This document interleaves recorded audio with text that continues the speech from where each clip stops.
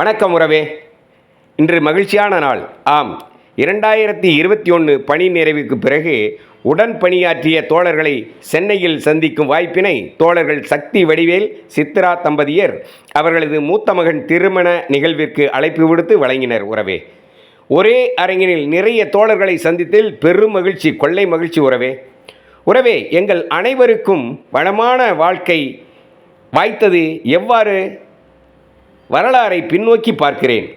ஆரிய படையெடுப்பு திராவிடர்களின் சிந்து சமவெளி கீழடி நாகரிக வாழ்வை சிதைத்தது. உறவே, மேலும் மொழியை சிதைக்க தொடர்ந்து பண்பாட்டு படையெடுப்பு நடத்தி வருகிறார்கள். உறவே, அதோடு இல்லாமல் முஸ்லீம் கிறிஸ்துவர் நம்மை ஆளவும் வழிவகுத்தனர். உறவே, 2000 ஆண்டுகளாக சுரண்டப்பட்டோம். உறவே, 200 ஆண்டு போராட்டத்திற்கு பிறகு 1947 முற்போக்கு சிந்தனை கொண்ட பார்ப்பனர் நேரு தலைமையில் சுதந்திர அரசு அமைந்தது.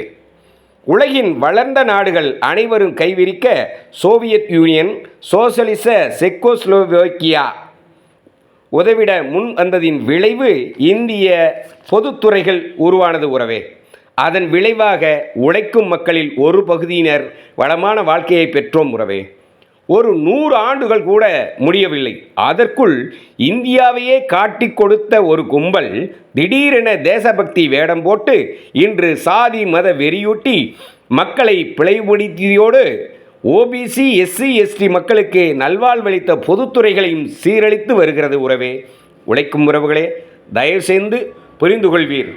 உறவே, திருமண விருந்திற்கு பின் மணமக்களுக்கு புத்தக பரிசு அளித்து வாழ்த்திவிட்டு விடைபெற்றோம். உறவே, மிக்க மகிழ்ச்சியாக இருந்தது.